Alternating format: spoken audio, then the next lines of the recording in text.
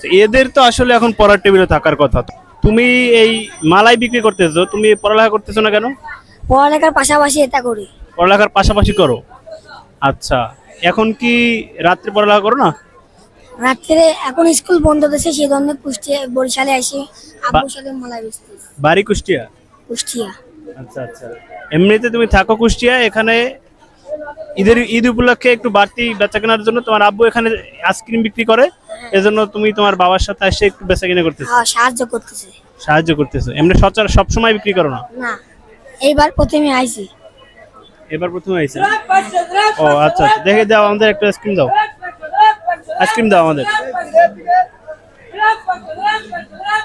কত করে আইসক্রিম? 20 টাকা, 30 টাকা আর 50 টাকা। 20 টাকা, 30 টাকা, 50 টাকা দাও। 20 টাকা দাও, একটা আইসক্রিম দাও।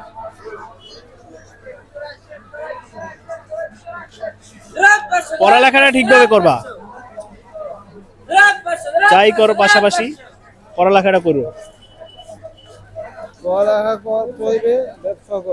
পড়ালেখা চলবে, চলবে। ব্যবসাও চলবে, ঠিক আছে? শুধু ব্যবসা করলে হবে না, ঠিক আছে?